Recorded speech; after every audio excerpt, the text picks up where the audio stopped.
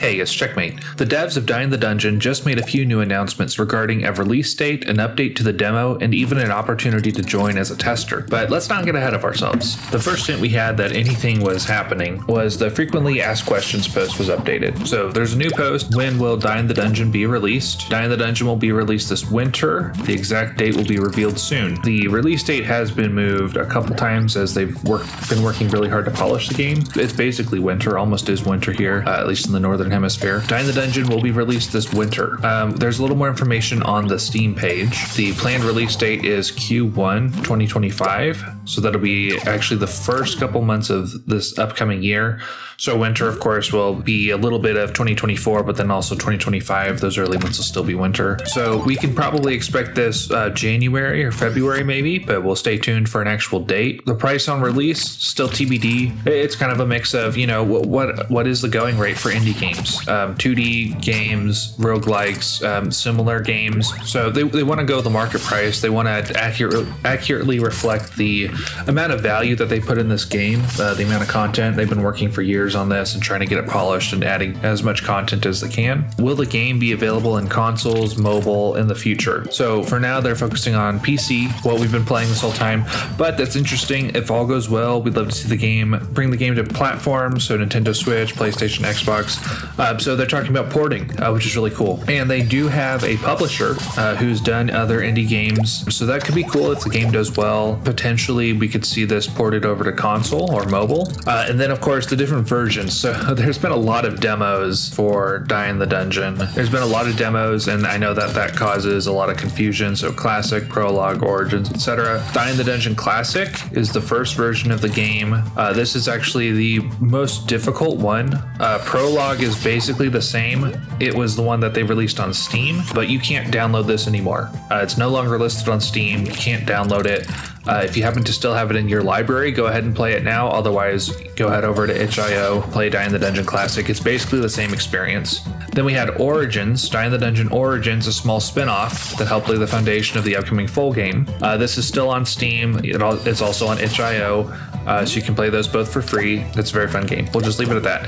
Finally, Die in the Dungeon is the full game coming to Steam very soon. There is a demo of this out now that you can play, and I definitely encourage you to wishlist the game.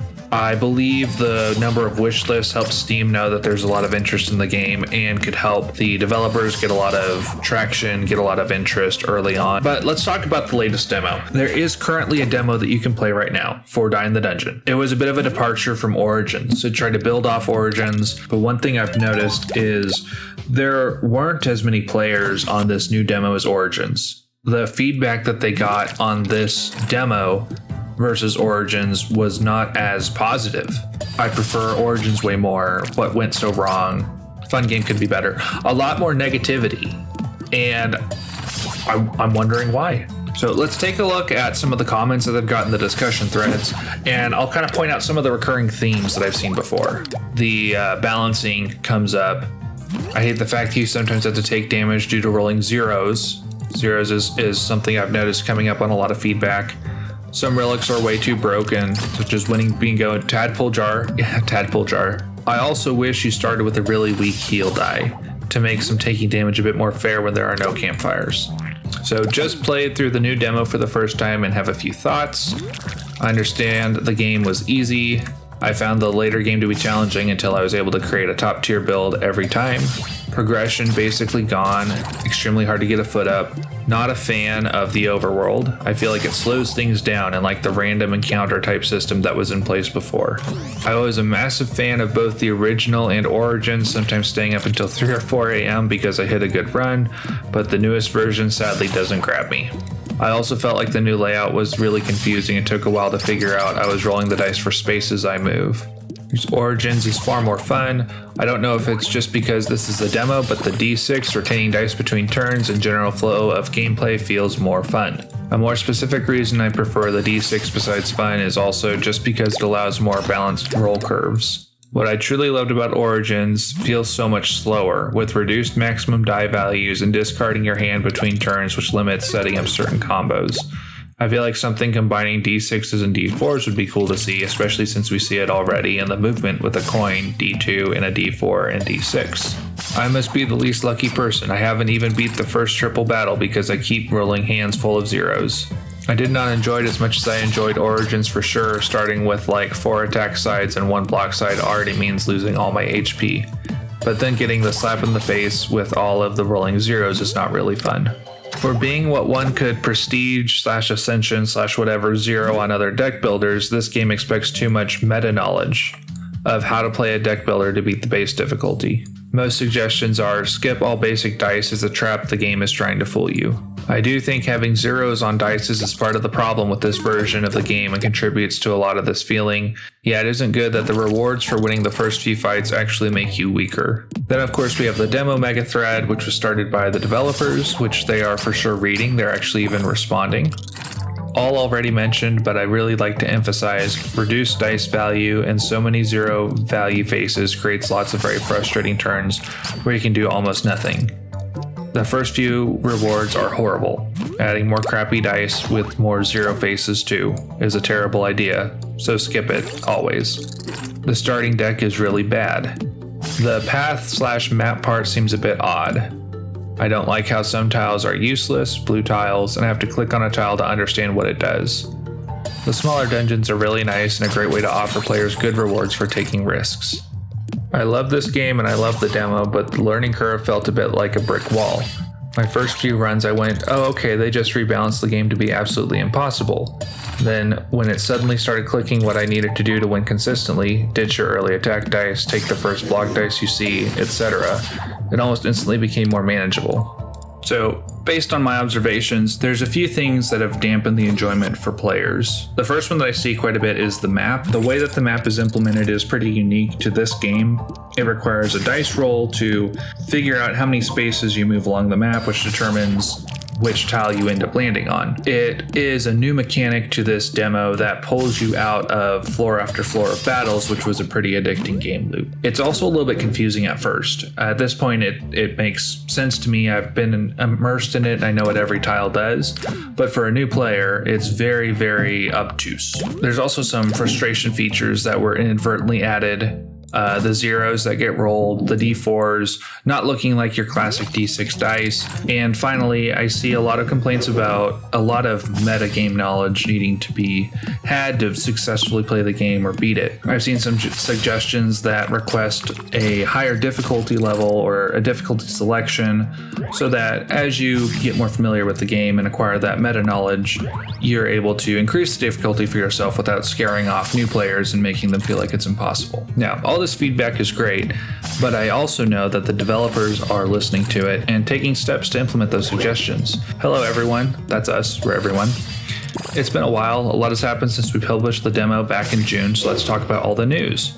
The demo release and your feedback. So, the demo included new dice, enemies, and relics, sneak peek of Area 1, which is the first area in the game, and there was a new feature where we missed the mark, the map. Some of the things that they have pointed out as well, it required too much focus and slowed down the gameplay, map choices felt repetitive, and lacked real impact, and the pace felt worse than Origins. So after this realization, we went back to the drawing board, experimenting with new approaches to make the gameplay more dynamic and the choices more engaging. Our previous map was too complex and pulled focus from what we believe makes Die in the Dungeon truly shine, the dice-based battles. Yeah. The new map is simpler, allowing you to explore the dungeon more intuitively and focus on more combat experience. Additionally, we addressed some other issues relating to dice options, such as limiting gameplay to D4 shapes and dice with face values of 0. The final release will have significantly more dice variety, allowing players to choose their preferred strategy without constraining them to only a handful of options. Very good. So next steps. Currently we know the demo on Steam doesn't quite reflect the latest game improvements. To avoid any confusion, we'll be taking the demo down in a few hours, but not for long. We'll upload an updated version of the demo very soon to let you try out the game and make an informed decision before release. Same as before, don't hesitate to voice your opinion when the updated demo drops. I think this is great news. So there's going to be basically a new demo or an update of the demo, depending on what you look. Now's a great time to go back to it. If you had issues with the previous demo, see if the devs are moving in the right direction for that. If you like some of the new things they're doing, it sounds like the developers are just going to keep building off of what worked. So that's also great news. If you haven't even tried the latest demo, go ahead and do it. These have all been extremely fun. I'm so excited to put 100 more hours into another version of this game. Now, when's the release? They're talking about the game was originally planned to be in mid-fall. However, changes to the game's mechanics, we realized we needed more time to get things just right. So we'll push the release to this winter. However, what's left before release, 99% of the content has already been implemented. New dice types, properties, enemies, bosses for Area 2 and 3. So all that's left is fixing remaining bugs, polishing the game, balancing all the elements. Speaking of testers, they are opening the floodgates, so to speak, for the super secret testers channel one final time before release. They do have a link for a Google form to fill out an application. So they want to have players with all degrees of experience, so newcomers as well as veterans of either Die in the Dungeon or other turn-based games. They just have some simple questions out here if you'd like to help out and suggest balancing changes or voice concerns. Join the Discord, fill out an application. This is just all public here in the Discord. Definitely join the Discord. It's a really fun community, and you can get some sneak peeks and announcements like this one straight from the source. Thank you so much for watching, and thank you to my 100 subscribers. I know 100 is just a number, but it's a nice round number that makes me feel good. So in your honor, while you've been watching this video, I've gone to floor 100 in the Origins version. And if you haven't subscribed yet, go ahead and do that now, since I plan to post new tutorials and guides on the new demo when it comes out.